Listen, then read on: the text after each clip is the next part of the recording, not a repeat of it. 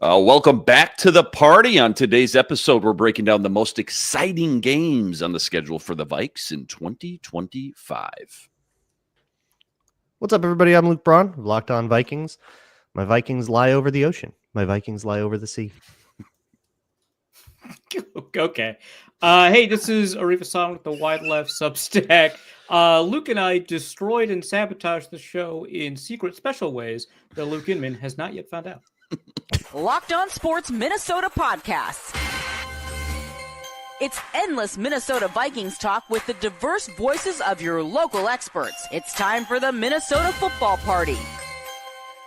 It's your guys hanging out talking next level Vikings football. So join in with Arif Hassan, Locked On Vikings Luke Braun, Superior Sports Talks Luke Inman, and Vikings insider Sam Ekstrom, plus the biggest names in Minnesota football for the Minnesota Football Party. And it starts now.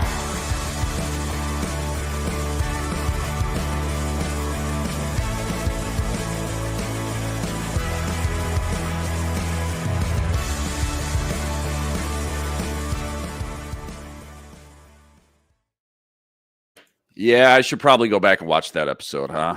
See what kind of Easter eggs you laid for me there. You're going to make me watch the whole thing, too? And yeah. Right at the end? Yeah. Okay. All right. What's going on? Luke Inman, Locked On Sports Minnesota, your team every day. We got another jam-packed episode. We got the normal Monday crew, -1, Sam Ekstrom, of course. He's enjoying the sights and sounds of Italy right now. Poor guy. I'm sure he's just devastated. Is anything happening in Italy right now? I can't. Well, yeah, I mean, track and pay attention to just your normal day-to-day stuff, I suppose. Remember, you can I heard always there's find a Chicago Bears fan that got into quite the scrap. He's running a Maybe Sam could track him down and get a podcast going, like an NFC North rundown. Yeah, quick live stream. Quick live stream. Ask like him, and subscribe. Ask him how the World Series was that he attended.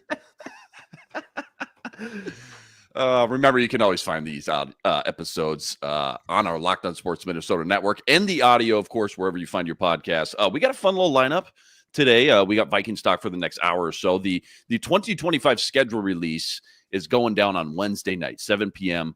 our time. We're going to break down just what we think is the most exciting matchups of 2025 on paper. Will there be a couple overseas games for the Vikings? Sounds like there will. A little teaser. A couple rookie mini camp notes and observations I got for you guys. And then some big storylines we should follow this summer, like who's taking the left tackle reps for Christian Darrisaw while he continues that rehab. All that and more. But first, quick reminder, today's episode brought to us by Monarch Money. Monarch Money.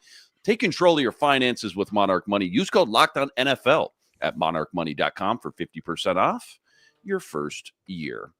All right, let's just dive right in here. I want to go through this 2025 schedule and pick out what we think is the best games, the games we're most excited about anyways, on paper before the official schedule does get released Wednesday night. It's been floating around. They may be playing some overseas games, at least one against the Steelers. Arif, you kind of broke some news here. I don't know the time frame, how long ago this was, but I'm just going to tee you up. It sounds like you maybe have a little bit more info or maybe you're going out on a ledge here, but it sounds like you think the Vikings are playing overseas, not once, but twice. Kind of tell us about that and kind of time frame wise when you think that'll be during the regular season. Yeah, a couple of days ago, I was able to hear back from a number of people who would be familiar with this particular aspect of schedule construction. And, they told me that the Vikings were, 100% likely to play week 4 against the Steelers in Ireland at Croke Park, when that would be one of their away games. And then at week 5, I was told 99.99999%. And then I had other people, sure then. Yeah. I had other people tell me no, that they knew that this was happening. But week 5, they'll be traveling all the way from Dublin to London. Wow. To play in Tottenham against the Cleveland Browns. Remember, they play. So the Vikings have played in basically every facility in London that's hosted an NFL game. They've played at Wembley. They've played at Twickenham, and they've already actually played at Tottenham. They played at Tottenham last year against the Jets, and so they'll be playing against the Browns in week 5 at Tottenham. So back to back. And what this does is, so we know that the Vikings have 8 home games and 9 away games. This turns, one of those away games for sure into a neutral site game. So that's the Ireland game. And I think functionally, this turns the week 5 game into a home game because the Vikings will have the advantage of like rest and not having to adjust to this radical time zone shift against the Browns. And so I think they'll functionally have a home game. Now, I will point out the Steelers have exclusive, or not completely exclusive, but semi-exclusive territorial marketing rights in Ireland, both the Republic of and Northern Ireland. Nice to see the NFL recognize a united Ireland. And I'm sure that's their official statement. And they do, and the Steelers do have a strong fan base, a strong Irish contingent fan base. Part of that is because Dan Rooney has I think officially been the Irish ambassador, but also that they have long held, this kind of relationship, the Rooneys and the Steelers, with the island of Ireland. And so, and Steelers fans notoriously travel well. So that could be a genuine away game, but I kind of doubt it. The Vikings are undefeated in England, or I should say, in the Isles. And so, which was like all the way back to 1983. It's almost like 14 games, something like that. They're undefeated abroad, and hopefully that'll continue. But this does raise the question of like when their bye week will be, because O'Connell mentioned last year that they had the option of taking a bye week right after. Didn't want it. Game. They didn't want it. It was too early in the season. So we'll see if they take one in week 6 or later. I don't know. Right. Maybe this changes things, having back-to-back weeks overseas. I would think it would at least play a factor for sure as far as that bye week goes. This would be a new precedent, correct? I know the Jaguars played back-to-back games last year overseas, but didn't they play in the same spot, if I'm not mistaken? Didn't they play maybe it was London, I believe. Was it 2 of their home games? Yeah, I believe it was one of their home games and one of their away games. Right. It was the Bears and Patriots. It was the Bears and Patriots. I think they went 1-1. I think Caleb Williams went crazy that week. And then the Patriots just funny because like the Jaguars have historically dominated in England, which is always like funny given kind of how often people talk about them moving over there. And they've overperformed the rest of the season performance, regardless of whether or not they've actually won the game. They've overperformed the rest of the season performance when playing in England. So I think there's something to the familiarity of repeat travel, as well as the familiarity of doing it in back-to-back weeks. That kind of gives you a little bit of an advantage. But yeah, the Jaguars are the last team I can remember that did a back-to-back international. I'm not sure that there's any other team before the Jaguars. Yeah, I feel like this would set the precedent. Yeah, the Vikings would be the first team to play back-to-back weeks, but in different locations overseas. Which again, maybe the NFL starts doing that more, I guess, moving forward. But we'll see how this all shakes out. I mean, both you guys have been to the overseas games. Arif, you were at London. You've been to almost all of them. It feels like the last 3-4 trips overseas. Yeah, I was there for the Steelers game. I think it was at 2013. The Big Ben. Big Ben. The Browns game in 2017. Been to the Saints game and the Jets game that just happened. So I think I've been to basically everyone since 2013. Well, let me ask you guys this, because you were Bron, and you were at that Saints game as well, the double doink game in 2022. Will you just give the listener just a kind of quick snapshot who the people who have never gotten to experience attending a game like that, a quick snapshot of maybe the best parts as a fan, and maybe the most challenging or difficult parts maybe people don't think about. Like, give me the peak in the pit, they call it, right? The best part and the worst part of the entire process the standard fan goes through when traveling to an NFL game abroad. Yeah, it was a pretty smooth experience. Tottenham Stadium's a nice stadium as far as these things go. Like, I'd rather watch a football game there than at like Soldier. It's no US Bank, but it's nice. And I think the thing that was most striking to me is, you are not the majority of the attendees of these games are not Americans that traveled, right? These are all English people. And that means that they are soccer fans. And that means that they have the traditions of soccer fans. So it is electric. It's awesome. Gotta be fun. It always looks fun. Yeah. It's, like breaking out in random song kind of thing. Sweet Caroline every gets time. the place is just bumping They in the middle of a second love quarter that. timeout. Yeah, They are like so about that. I love that. yeah. And it does not matter how exciting the product is. Like they are going hard for it. It's a really sweet environment. It's like St. Paul Saints game on steroids. Like we're not here to watch the game. We're just enjoying. We're just enjoying like the ambiance here. Like, oh, Bill Murray's coming out to throw the pit. It's just like fun. It's just something that you don't get to experience a lot. And Arif, you kind of touched on it already, but I mean the pros and cons, I guess, somewhat obvious, but I think you went into it with a little bit more detail as far as the Vikings specifically go and how this affects the rest of their schedule and season. You're already over there, a little bit more comfortable. But again, it's not like the Jaguars that played in the same stadium in back-to-back weeks. Moving again to a completely different country has got to throw a little wrench in that process. But nonetheless, the pros and cons, I guess, top of your head without obviously experiencing this yet, what you think they will be for the Vikings as far as kind of the challenges they might face. Yeah, so the Vikings will have the advantage of getting acclimated to the time zone differences, the changes in their routine.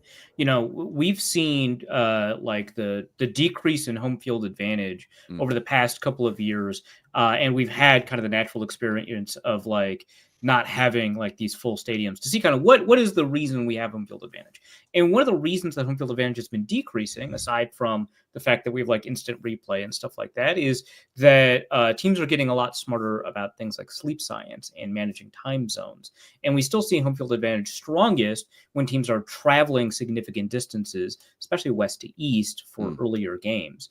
And so that's when that has been retained. And so we know that distance traveled and time zones traveled have a big impact on the effect that a team has in terms of their versus their normal play at home. Right. That's one of the reasons that the home field advantage exists. And so the Vikings will have access to maybe even a stronger home field advantage than they might have for a divisional game at US Bank Stadium, despite the fact that they won't have the crowd necessarily with them. Although the Vikings do have a very strong international contingent abroad. Like I know that like when you cover a team for a podcast, we're like, yeah, the fans travel, they're all really good. Right. People love them abroad. This is like genuinely true that like the Vikings have a much stronger fan base abroad than many, many other teams internationally.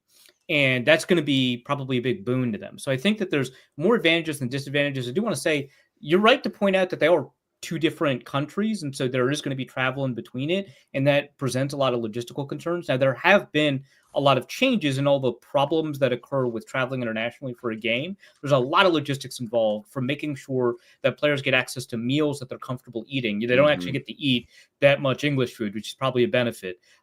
They don't actually get to like eat the food. They try to make sure that the food is as familiar as possible. But like, you bring a bunch of equipment that runs on electricity, right? But hey, did anybody bring the outlet adapter? You have to bring the outlet adapter. We got to go back. And I do want to say the distance between Dublin and London is about the distance. It's less than the distance between like Minneapolis and Green Bay in terms of like travel time. Right. Yep. But you have to like if in order to play in Green Bay, you had to spend a week in Green Bay and you had to bring all your stuff with you. Right. And that I think is practice there. Find like an unfamiliar like field to practice on. So you'll be they're not going to have gridirons at every high school.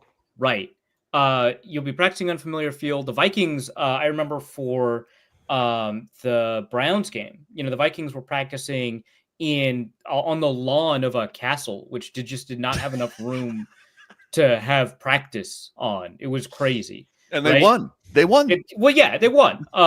And then after that, I think for the Saints game, they practiced at like a rugby facility that was huge, and they had enough. So it's always a little bit different.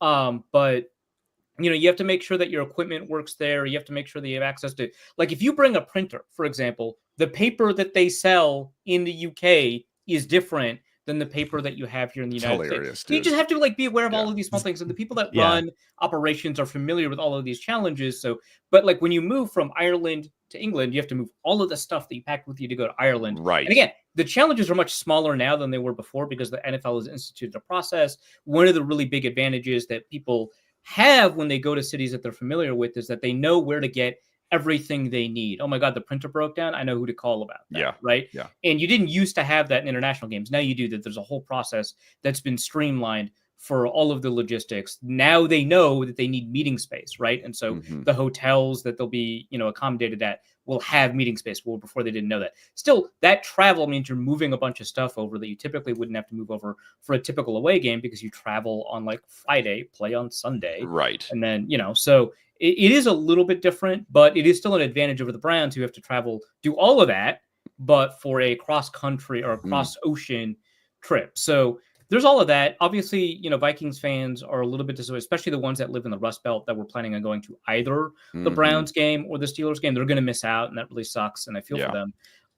But I think from a competitive standpoint, the Vikings are more advantaged here than I think a lot of teams that end up traveling internationally. A, because they don't lose any home games. B, they might functionally gain a home game, right? Right. And C, like I think that the Vikings, because they've done this so often, are more practiced in this kind of international gameplay than, say, the Browns are.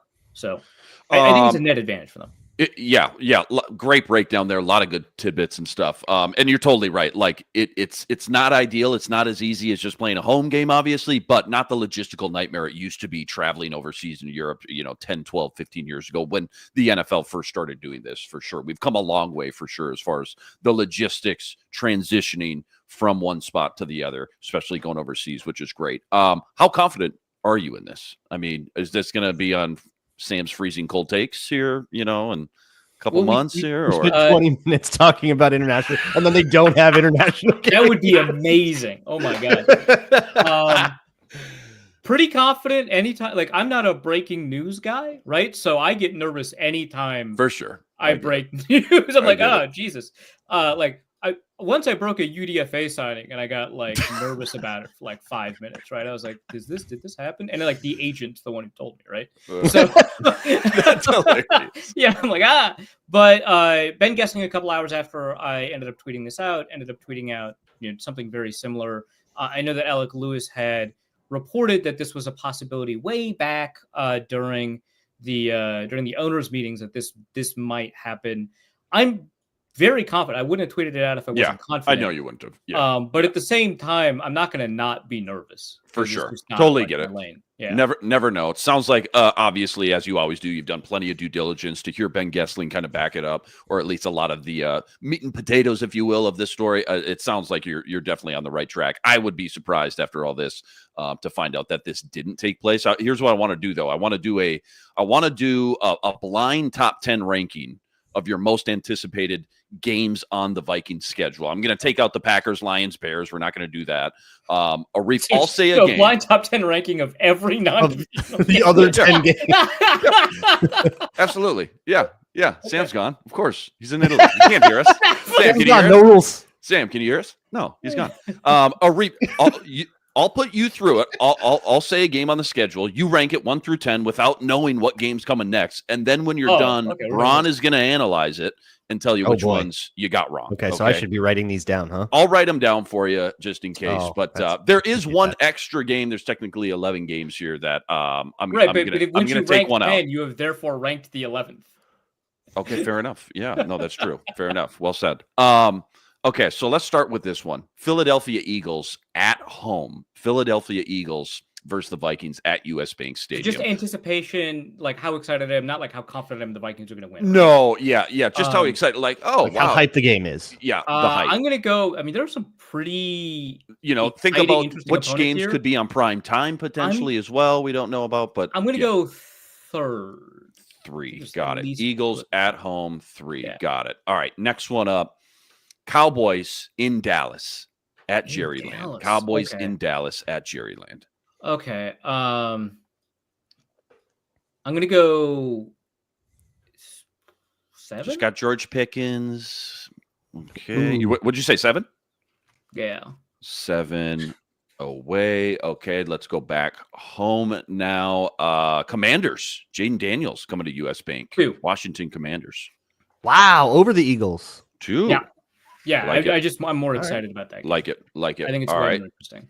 Back on the road. Steelers.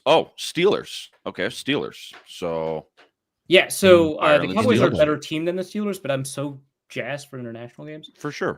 So I'm gonna give this one a 5.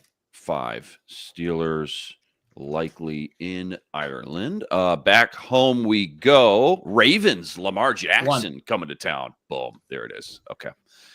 Ravens at home, number 1. So right now you got Ravens, Commanders, Eagles, 1, 2, 3. Back on the road we go. The Browns, the Cleveland Browns. As you've hinted already, another overseas game it's likely an international taking game, place. but also like, come on. It's the the Browns. saddest franchise. It's the most- saddest it would overseas game suck. the Vikings ever If play. Shedeur Sanders starts by week 5, the fourth quarterback on the roster, Yeah. in theory, starts by week 5, this moves up, but I think that's not happening.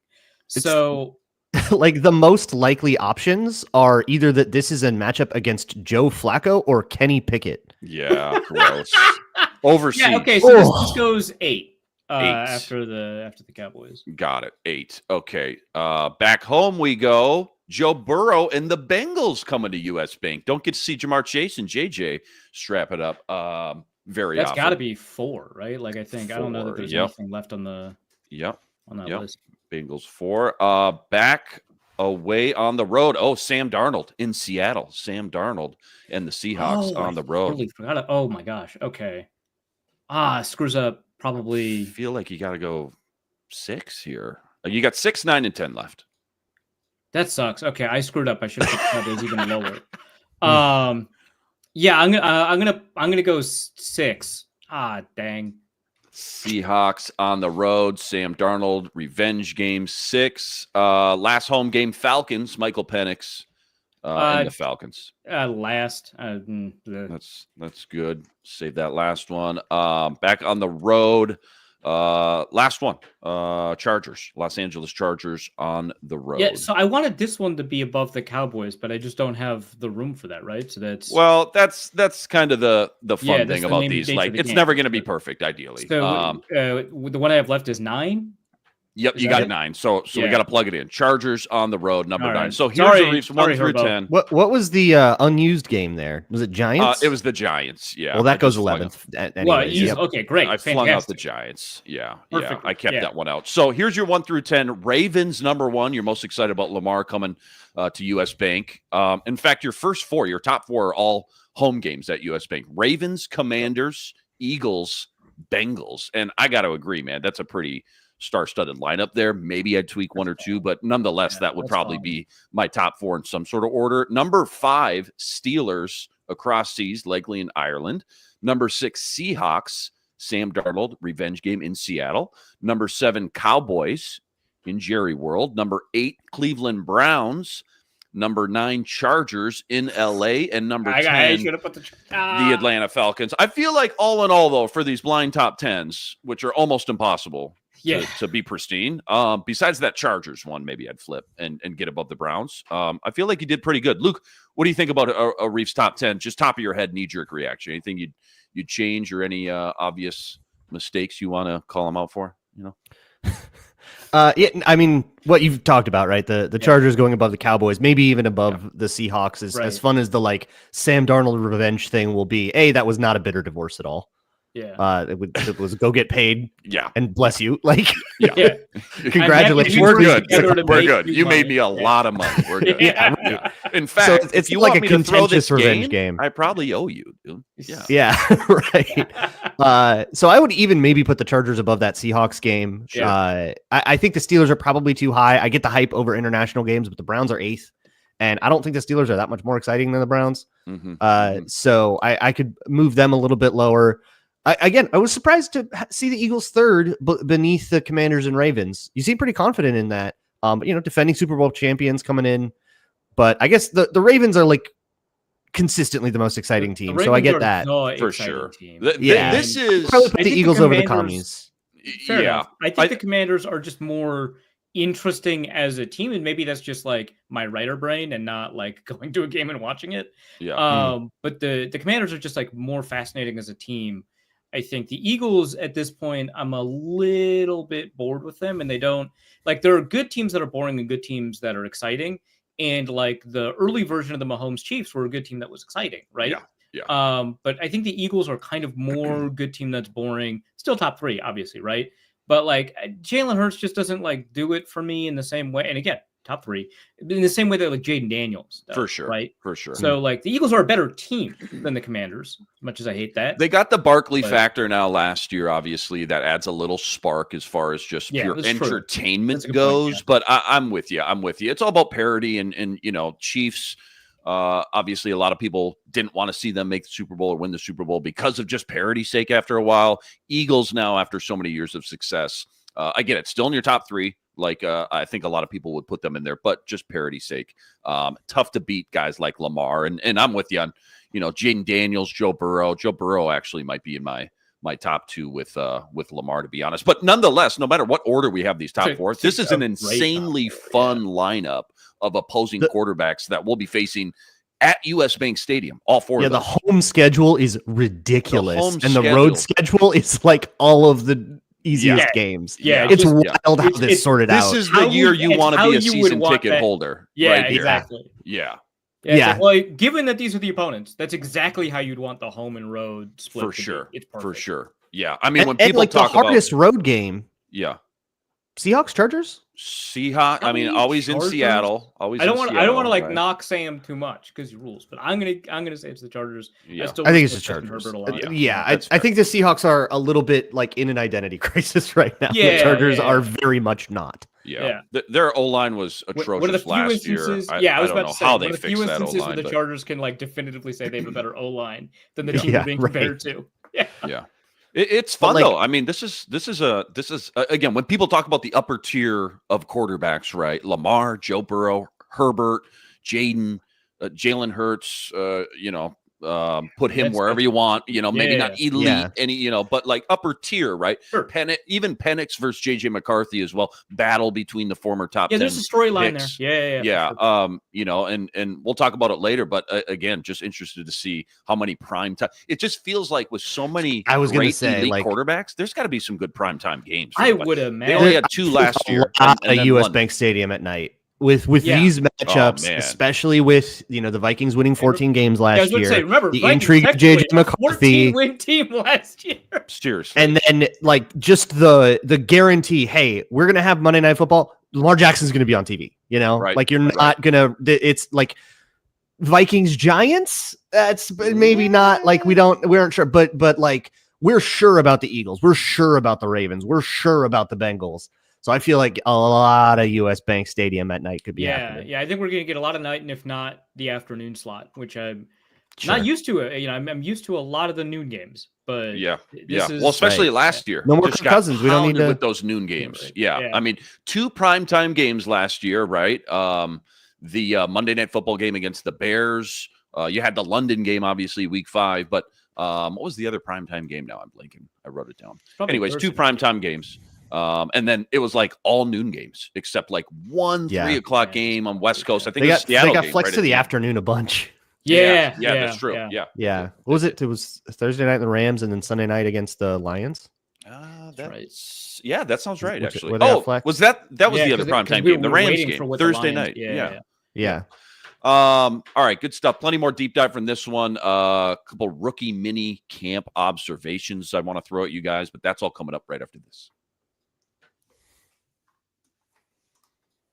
Quick reminder, today's episode brought to us by Monarch Money. You ever go check your bank account and wonder, where'd all my money go? Between dining out, online shopping, and entertainment, it's so easy to lose track, isn't it? Well, that's why there's Monarch Money. Monarch Money comes in. It's like your own personal CFO. Monarch Money gives you full visibility and control over your finances. And Monarch Money isn't just a budgeting app. It's a complete finance command center. You can track all your accounts, investments, and spending all in one place. So you stop just managing your money and instead you start building wealth. I know when I started using Monarch Money, I realized just how much I was spending on streaming services, Max, Netflix, Apple TV, Hulu, you name it, I had it. But now I budget smarter and I save more than ever. Take control of your finances with Monarch Money. Use code LOCKEDONNFL at monarchmoney.com for 50% off your first year. That's monarchmoney.com, code LOCKEDONNFL for half off your entire first year. All right, just a couple quick rookie mini camp observations that's been circulating a little bit on the Twitter sphere. TCO Friday was the only day it sounded like media was allowed to watch. Sounds like the offensive and defensive line kind of worked off to the side, so no 11 on 11s right away, pretty much just 7 on 7s. Max Brosmer was the guy who took most of the reps. Sam Brzezinski behind him, the local Woodbury kid. Brosmer apparently started out 6 for 8, looked pretty sharp. Problem was, both his incompletions were picked off. One by the UDFA, Zamaya Vaughn out of Utah, right? 6'3", like 186, pretty long and lanky, kind of that height, length, straight speed guy. I know he ran a 4.45 at his pro day. He's out there making plays, turning some heads. And then I think he turns like a freighter. Well, I think that's why he didn't get drafted. Yeah. I mean, that's why he's like. And he's played like 3 years in the secondary. Like he never played it in high school. He had never played, and then all of a sudden he started like 31 straight games at boundary corner or something like that for the youth. Yeah, well, when you're 6'3" and run a 4.45, like who else we got? Yeah, throw him out there, see what happens. Kobe King though was the other interception. Sounds like he took that to the house, pick 6, 0 interceptions at Penn State. That was one of his big knocks coming out, him in coverage. So more of that 2 downhill thumper kind of guy. But who knows? Maybe turn some heads from the coaches and teammates and peers as well. But obviously, the big thing too, when you talk about especially quarterbacks, like we're tracking everybody's, quarterbacks, completions, incompletions, interceptions. You always got to remember, like, these interceptions could be on the receivers, maybe not running the right routes or not knowing their assignments, etc. You always got to take some of these numbers with a grain of salt. But, it did sound like Brosmer looked pretty good out there on day 1. Not sure how days 2 and 3 went, but nonetheless, what do you guys think the actual odds are that Max Brosmer can go in and compete for this quarterback 3 job with Brett Rippon? Like, Arif, does he have any chance at all, do you think? Or is this just that camp body you got to bring in and be that 4th guy to soak up some of those last extra reps on the dog days of training camp? From a strict probabilistic perspective, he technically does have a chance. Sure. But no, legally you have a chance. He legally has a chance. Yeah, it's a single digit percent. Single digits kind of high. He's got at least a fraction of a percent, perhaps greater than that. But no, I think it's an integer. I think it's Brett Rippon's. He'd be cool, right? I think that players who kind of overcome the odds to do it. So somebody who's like a UDFA, especially a rookie UDFA, they're likely to be much better than the average player at their position, right? So, which is like we see this with the tryout effect, right? Players who sign on as UDFAs as tryouts make the team about twice as often as UDFAs do, as a percentage chance, right? And I think that's true kind of throughout the stack. Like if you've got a 5th round rookie who ends up starting, they're much more likely to be good than a 2nd round rookie who ends up starting, right? So it would be cool if Brosmer won the job, because I think he's had to prove a little bit more than most players that are in the quarterback 3 position. Nevertheless, if that happens, I would be worried were we to find out the answer to that question. They gave him a nice little, $250K signing bonus to get him here. I remember Ron Johnson told me, actually, that they liked him back at the Gophers Pro Day last year when he was thrown to his teammates at the Gophers Pro Day. So it seems like they've maybe had their eyes on him. Like a couple of teams had him as a draftable prospect, which would explain why his guarantee was so high. Yeah. Which I've got a piece going up on Wide Left tomorrow about how much guarantees actually help us predict who ends up making the team. So I like that. Yeah. Very, very intriguing. That's helpful because I think we have a very weird relationship with that. 100%. Like there's a lot of people that like, hey, yeah, maybe a draftable grade. Maybe I've got you as a 7th rounder. Well, 7th rounders get cut all the time. Yeah. But it feels like the second we see somebody, they got a 300,000 signing bonus. We just like pencil them into the 53 more than we would with draft picks. It's like that's probably an overreaction for sure. But then like I've underreacted to that, like as a response to that. So yeah, that would be. There is some sort of happy medium. It's definitely case by case for sure. The player, the fit, where they actually land, and all that. But that's a huge element that I'm not going to get into. But like I think that's something that goes way underrated. Is that especially a lot of UDFAs and their agents understand this. Like that team does not have any linebackers. You are a Right. linebacker. You're going to sign with that team for less money. Yep. And that's And going then to you're give going you to make more Right. money in 4 'Cause years. if you when make your the contract's team, out. yeah, your minimum, like that 300,000 or that 250,000 that Max Brosmer gets, if he makes the team, he will and stays on it for all 17 games just by virtue of being there and accomplishing nothing else. He'll get like 900K.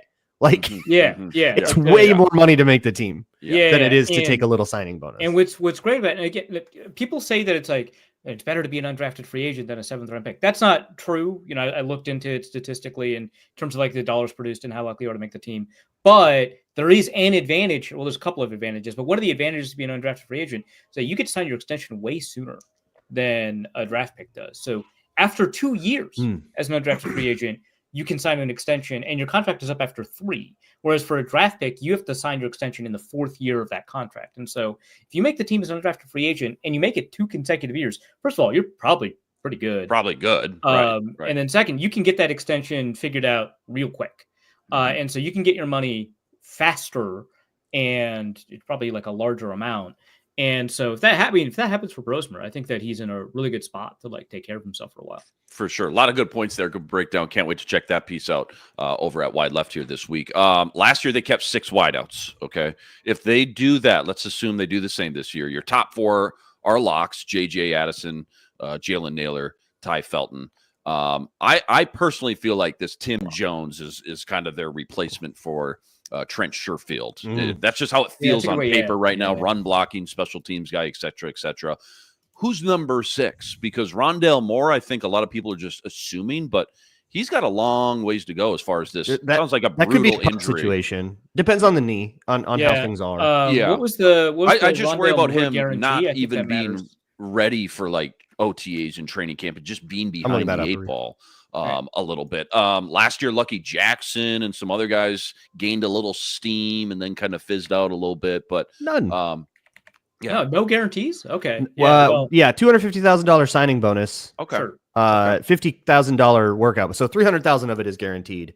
And then $600K per game roster bonus and 1.1 mil base. Yeah, salary, I'm not getting out of bed for less than $1 million in terms of like roster. Yeah, and again, like I forget where I saw this report or what it was, but I feel like I saw somewhere that like him being ready for the start of camp is like genuinely in question. So that that one might be on ice for a little while. Yeah. So, well, you've got the Texas kid, Silas Bolden. He's got return potential.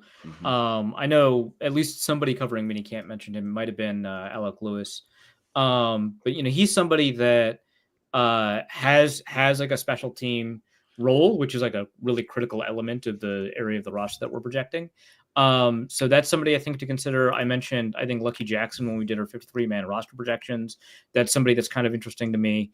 But yeah, I mean, we're just playing darts at this point for sure with this group at the end. But those are the 2 that I guess caught my eye in terms of like projecting 53. That makes sense to me. I do wonder how much Ty Felton, if any, they'll try to kind of incorporate on special teams with kick return and stuff like that too, and be that Brandon Powell replacement. Maybe start him in that role and see how he grows from there. Yeah, is Ty Felton not the Trent Sherfield? That's the way it kind of feels. Brandon Powell, which is part of it. And like the picky pick Trent Sherfield in the 3rd round. But he does not have a lot of return experience. He is just fast and dynamic with the ball. So maybe you want to try, but he doesn't have it is experience with it. It's curious that they didn't give him that role at Maryland, and maybe that suggested something. But he was on special teams a lot, just not. Yeah, but he did other stuff on special teams. Yeah, you know, gunning, jamming, that kind of stuff. So kickoff coverage and all that. So I feel like that's actually kind of bad news for Tim Jones. Like, you don't get to have on your 53-man roster a whole bunch of Najee Thompson. 2 of these guys. Yeah. Like you get one guy that's like special teams and special teams only. And the rest of them have to at least be quality depth at their position. You know, that like somebody like Najee Thompson who just cannot play corner from scrimmage. Like you just are never putting him in there. That's unreasonable. Needs to be really, really good on special teams. You have to excel and stand out. So much. Yeah.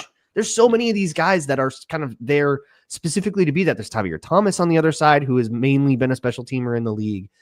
Tim Jones, Ty Felton.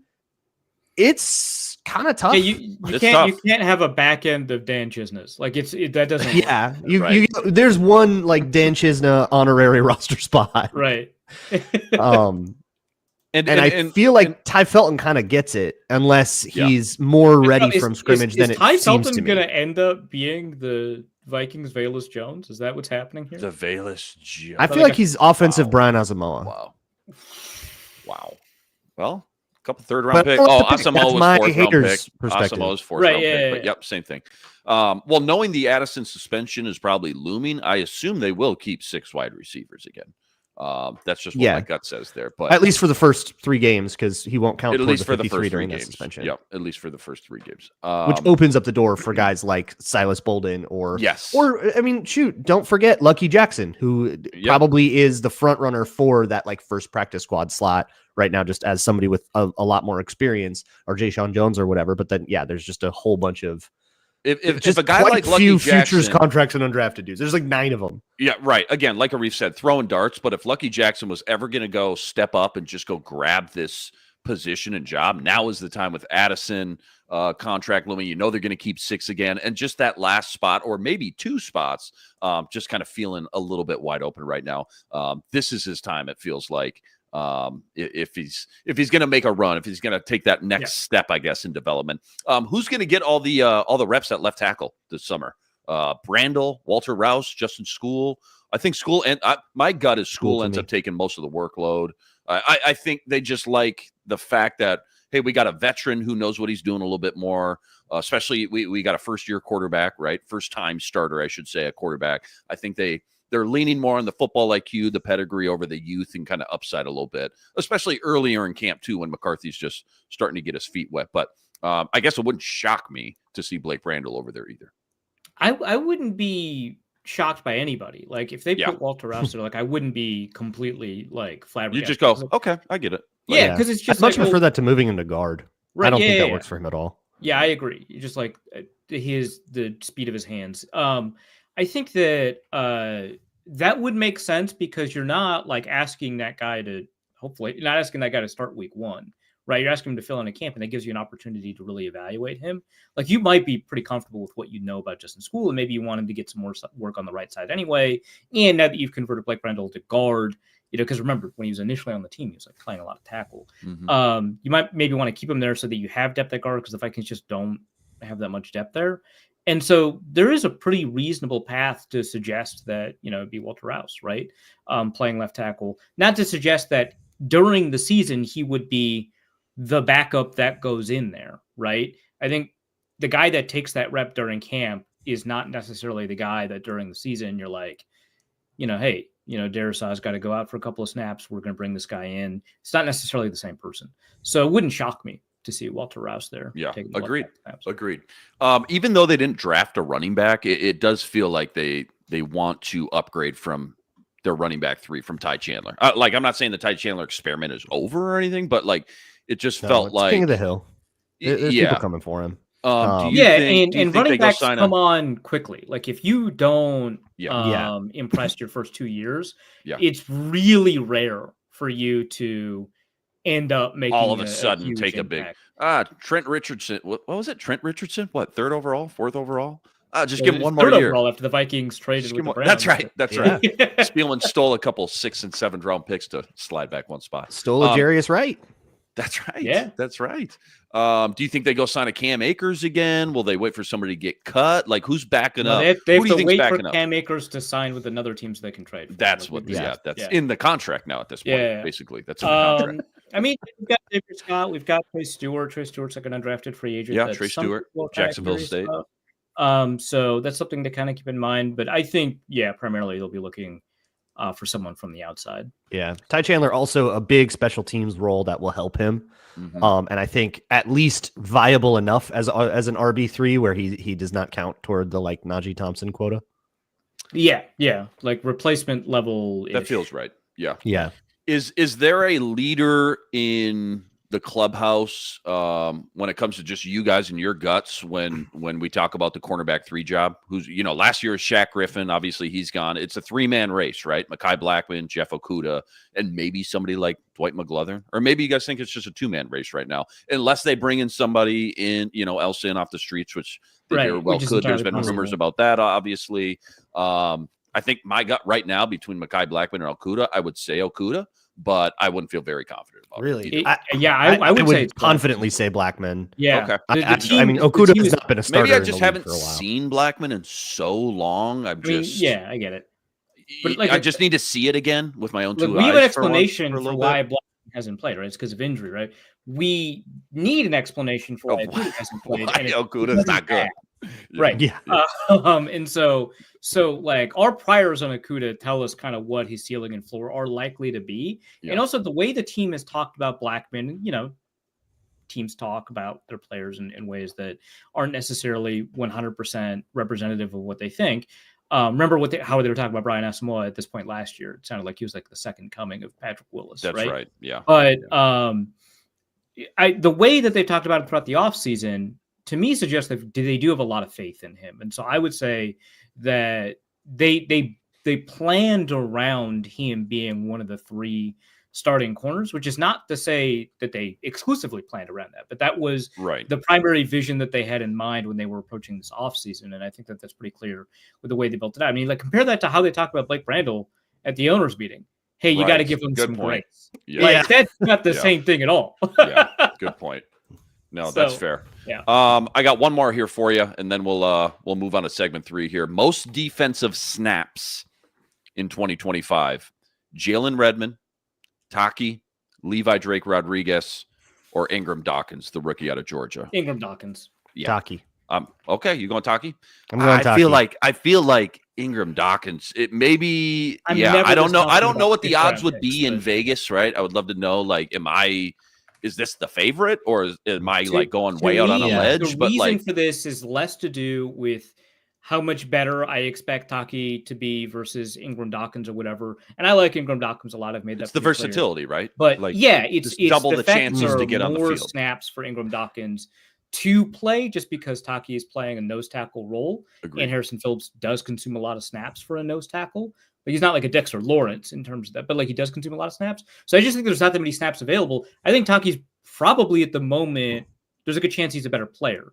But I just think that that's not the Ingram question. Dawkins has a lot of opportunity to play at both the 3 technique position where there's going to be more snaps available with more rotation and, maybe playing a tweener edge role. So I agree with you. That's the reason. If the question was who's just the most talented player, like if I'm just building a defensive line right now, granted, we're not talking about Pro Bowlers or, Hall of Famers here, but if I'm just building who's the best guy, I agree.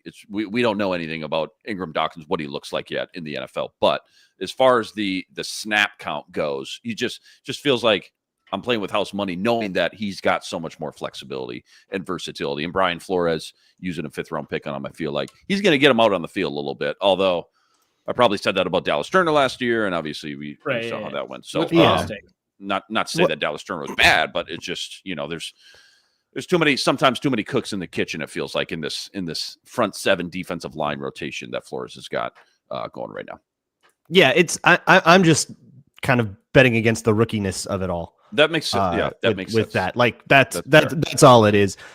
Jihad Ward, who I think Tyrion Ingram Dawkins kind of replaces that role, did play 40% of snaps. That's true. But that role had reduced quite a bit at the end of the year when Dallas Turner was coming on a little bit more. Right. And, I don't know if that's an exact thing. But adding in Hargrave and Allen does consume a lot of those. A lot of those other snaps. So we're rotating there. However, the combination of Redmond and Taki Taimani, obviously Taki Taimani got hurt last year, so he's with.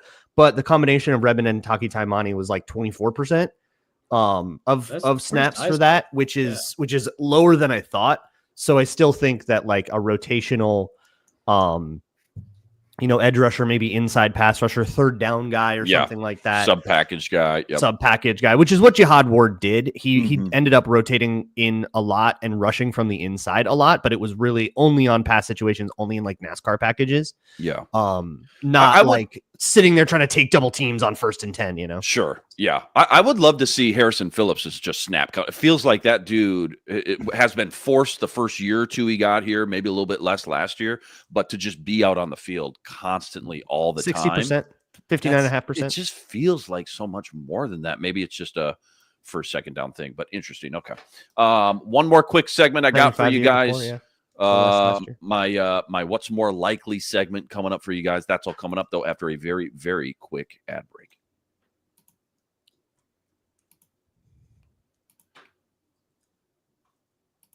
All right, final segment, total ripoff. You guys ever watch Rich Eisen's bit? What's more likely? I got a Vikings edition for you guys. Okay. What's more likely? Vikings edition. I don't know what music Sam usually plays. We're gonna go with this dance pop here, and just gonna see how this. No, goes. that's it. Sam plays this. You're right. You got it. Okay. You don't want to go too loud here. It's like cologne. One spray. That's enough, man. One spray. Walk through it. Yeah. They'll walk through. Right in front of Sebastian you. Maniscalco. Yep. There you go. Okay. Here we go. What's more likely? And this is just kind of rapid fire. If you want to elaborate 15, 20 seconds, go ahead. But what's more likely? First one up. What's more likely to end the higher total in 2025? The numbers of games started by Donovan Jackson this year, or the numbers of touchdowns scored by Aaron Jones and Jordan Mason combined? Donovan Jackson. So yeah, Donovan 17. That feels like a lot of rushing touchdowns. 16, 17. Yeah, but also passing receiving touchdowns though too. Sure, okay. All right. No, that's fair. That's fair. Yeah. They got T.J. Hawkinson. They got a guy named Jackson Jefferson, something like that. Yeah. Yeah, he's probably going to score a couple of tutties, right? So I don't know that there's going to be that many touchdowns available for the running backs. 15 games for Donovan Jackson, conservatively, right? Right. We know. Yeah, we know what Jackson's going to get us, barring an injury. It would be tough for me to see that running back tandem, even with receiving touchdowns. Yeah. Last year, Aaron Jones rushed for 2 touchdowns. So let's go. Not bad. Not bad. All right. What's more likely? Quarterback from the 2024 class to have a Pro Bowl season: Caleb Williams, Michael Penix, or J.J. McCarthy? J.J. McCarthy, sue me. I'm putting it out there. I'm putting it in the ether. Screaming into the microphone. So it's Caleb Williams, Drake May, or... No, Michael Penix, Caleb Williams, or J.J. McCarthy. Who's most likely? Who's more likely to have a Pro Bowl season this year? It sucks because I just rewatched Caleb Williams' preseason the other day, and I was like, this was like pretty good stuff. And so I've actually ignored his real NFL play for like the past couple of months. Just blinders on. Yeah. I'll go with the draft priors. I'll go with Caleb and then, reverse jinx it. So that's fair. Yeah, no, I love a good RJ. Great. All right. Next one up. More likely to end the season as a top 5 unit in the NFL, the Vikings offense or the Vikings defense? Oh, I like that one. Oh, man. I'm going to go with offense. I think there are some really glaring issues on the defense that they've neglected, namely the secondary. A little worried about Brian Flores' defense getting a little exposed this year. Well, so the defense seemingly gets solved at the end of the season every year. Mm-hmm. Yeah, because they don't have any corners, and eventually you figure out how to deal with like their zone. It makes you so schematically like you may not be diverse with your coverages. Yeah, once all you can do is disguise it a million different ways, but you have to eventually rotate into like cover 2 because I think Flores is always like trying to race ahead of like what like those weaknesses are or whatever, but I just trust him to do that for a good chunk of the season well enough that even if it collapses again late in the season because of this personnel issue, it'll end up being top 5 because it's like top 2 for like 13 weeks out of the year, and then a couple blow up weeks back to back. So you end up top 5. So I'll go with that because again, like a rookie quarterback, it's always difficult to tell. Who's gonna blow them up? Lions again? Yeah, they're gonna put the Lions and Bengals again. Lions, then the Bengals put it down and at home this time. Yeah, Jamar Chase puts up 250 yards and trade rumors start circulating again. Right, guys who get rid of the ball quickly to insanely talented receivers who win one-on-one matchups against. Ooh, yeah. Oh, that's rough. Yeah. Yep. Yeah. All right, next one up here. What's more likely? J.J. McCarthy wins Comeback Player of the Year, or Justin Jefferson receives multiple MVP votes? Oh, okay. So Oh, it doesn't even have McCarthy to for be MVP. It's sure. just like two MVP votes. Yeah, 2 MVP votes. That's all I'm looking for. Because so one, I so just feel like was too easy. In I feel both like, of these but- seasons, you have extraordinary passing games, right? Correct. So Yep, it's they kind of interesting feed 'cause off it's each other a pretty little highly bit. Here. correlated. I think in order for Jefferson to get any MVP votes, he has to get like 2,000 receiving yards. Sure. And certainly that's possible, right? But in a world where he gets 2,000 receiving yards, what is McCarthy doing, right? Right. He's got 5,000 passing yards probably. Right. Or 2,000, and it would be a very funny season. Or yeah. Right. Yeah. Yeah, but Yeah. I think in that scenario, McCarthy wins it. Well, also the competition you're facing too, right? Comeback player of the year. You got about 4 or 5 decent names in there, Yeah, who do we right in the even know mix. is a comeback player of MVP. the It's year the right best now? of the best of the best of the best of the best, right? Yeah, I think JJ McCarthy just has to be like and there's so much quarterback bias to it that he's really advantaged. Justin Jefferson in 2022, when he almost crossed 2,000 yards, did not receive an MVP vote. I don't think Which that is this insane. Okay, so If I would have remembered that, I would have put 1 MVP vote instead of multiple. Yeah. I forgot. This that. is I- tough. I would because the still say comeback JJ player McCarthy. candidates are unusually strong this year. You've got Aiden Hutchinson, which Oh like wow. Oh, he's That- got so much PR. almost Yeah, a shoe in, Yeah. right? Dang. You got Christian McCaffrey. Yeah. You do have Dak Prescott, which I don't, whatever. Okay. You got Max Crosby. You got Tua, assuming he plays. Okay. Those are Um, some big names, though. More than normal. Yeah. More than like your Cooper Joe Kupp, Flacco's Stephon and Diggs. you like. still got you Yeah. got quarterback bias here, but I think Aiden Hutchinson's probably the best. I think like, Aiden competition there. Hutchinson, unless like the injury has really impacted him in a substantially permanent Maybe way. he finally gets exposed for the fraud that he is. Yeah. that's a tough one even for me, man.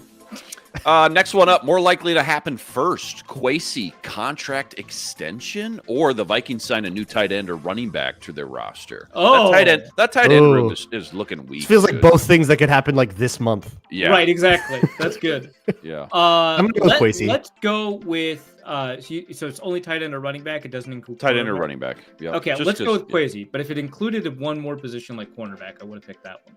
That's fair. That's fair. Yeah, I'm going to go with Kwesi. That feels imminent, and an extra running back, I think, could be a waiver wire day, like a cut down day move. Yeah. Yeah. And I think that Kwesi's thing is done before. Yeah. I guess what you do is you ask yourself, how quickly or how soon do you think this Kwesi extension is going to take place? And like you said, Brown, I agree with you. I think sometime this month, right? By the end of the month, I feel. Yeah. I I think if wouldn't the be shocked season at in all. earnest starts, then we can start talking about it as a real story. But to me, Yeah. it's still just like an order of operations thing. Right. We're covering the like bureaucratic itinerary of the Right. Vikings front office. Next one up, ends the season with a higher total. What's more likely, JJ McCarthy fourth quarter comeback wins, or games Jordan Addison is suspended? Okay, so that's great. I'm gonna go with Addison, even though the Vikings have this one game / comeback thing that they've been doing for like the past 3 years. Because your range of outcomes for total number of fourth quarter comebacks is like between essentially 2 and 8. And Right. I think Addison gets suspended for 6 games. And so am I taking the over the under on fourth quarter comebacks? Okay. Like the most we've ever You had. think it's going to is- be 6? You think 6? A DUI is I'm thinking usually 3. 3. Okay, that's a thinking good 3. point. I don't know. I was getting pretty aggressive with it. But like, you gotta understand, like the record for fourth quarter comebacks is shared between, of all people, Kirk Cousins and Matthew Stafford, which are just like the two I would never. But Right. they both have 8, right? That's the That was record. 2022 Kirk Cousins, wasn't it? Yeah, Yeah. yeah. Yeah. Yeah. You got to start with how many games you think Addison's going to be suspended. I'm at 2 or 3, honestly. I'm gonna go with 4 and- just because I've already Sure. said them. So Yep. That's fair. And fourth quarter comebacks are just really difficult to produce on a. It's like a weirdly specific thing. It's not close games. It's games Right. where you had to go into the fourth quarter trailing and then Right. win. So Very like a unique whole bunch of, circumstances if that you is go out in of tied, everybody's control. Yeah. if you go in leading and then lose the lead, but then get it back, that doesn't count. Like, so I feel like Agreed. there's all these little technicalities that can make things not count. So I'm still going to go with Addison, but precedent would say that this is a 3-game suspension. If it's more or less, that I don't know, reflects what mood Roger Goodell is in. I don't know. Yeah. It's a good Yeah. system. Whoever knows. What day do you catch him on? Yeah, for sure. Yeah. Next one up, more likely to have more. Ty Felton touchdowns scored this year, or number of offensive line starting combinations during the regular season. Well, Combinations. 1 is bigger than 0, so combinations. Combinations. Okay. Wow. Yeah. Felton. All right. Nothing, All dude. right, man. Nothing. Like we're both down. Trent, on hey, Felton, Trent but that was Sherfield caught one, crazy. didn't he? Yeah. Didn't That's Sherfield true. catch one? Sherfield did get one, yes. Come on now. But it takes like one injury, right? Come on now. Okay. All right. Fair enough. But, Yeah, just go ahead. Somebody's on the sideline for 3 snaps. It's another combination. Yeah, right. Last one. I got one more here for you. More likely to have the higher total number of primetime games on the Vikings schedule or number of turnovers forced by new starting cornerback Isaiah Rodgers. Ooh. So could be more than Ooh. interceptions. Could be forced fumble, right? Primetime games, though, as we've talked about, feels like there's going to be more than 2. But Yeah, I feel like there's going to be a lot of primetime games. I'm going to go with primetime games. I'm going to go with the primetime games, but that was a good one, too. I like that one a lot. Yeah. It could be like 3-3, you know? And Right. Yeah. And remember, the one thing it'd be a is pretty that, good like, result for Isaiah Rodgers. yeah. Vikings have to recover the forced fumble to count as a turnover produced. Yeah. So. Yeah. No, that's fair. That was fun. That was fun. That was a good little That bit. music was like wild for this, but dude, there is no good options in this music, dude. Okay, and if you try, Look, we got the rights to what we've got the rights to. if you try to upload one, you're getting canned. All right, you're done. Yeah, do not do that. Do not do that. By the way, funny stat about primetime games for the Vikes. KOC versus teams on primetime that ended the season with a record of 500 or better, 1-7 with a minus 98 point differential. So just when we thought we ridded ourselves of the Kirk Cousins primetime narratives, apparently now we got some KOC primetime curse that we got to talk about over and over as well. But great, can't wait. Yeah, can't wait. Great, that's awesome. Yeah. Good stuff, JJ man. McCarthy's pretty good at primetime though. Like that's like the one thing we know about him. We're getting a pretty nasty little postseason narrative too. It's true. With making it 2 I've 3 years. I've already been Yeah. seeing the one Yeah. and done memes for KOC, and it's like, hey, Yep. it's been 2 posts. Come on. But Lamar got it after 2 postseasons too, so maybe just people are just ruthless. Yeah, and also, what do you want? Do you want the one and done, or do you want the Jeff Fisher? What was it, 7 and 9? 7 and 9. Yeah, that's We'll take it. Baby steps. That was a lot of fun, guys. Well done as always. Huge shout out to all you guys, all the everydayers out there that always make us your first listen. All you guys coming in the chat with us from show to show. After you're done with this episode, make sure you go check out Luke on Locked On Vikings each and every day. I'll be back tomorrow, Tuesday. It's Ron Johnson show. Probably talking some Wolves. Late Wolves game tonight. 9 p.m. Yeah, 9 p.m. Central Time tip. But this crew will be back Thursday talking about the schedule release. That and plenty more. I'm sure Ron Johnson hopefully stopping by on Thursday as well. Thanks for watching. Thanks for listening. Make sure you like and subscribe if you haven't already. Help us get to 10,000 subscribers. We're so close. But that's all for now. We'll catch you Thursday on the Minnesota Football Party.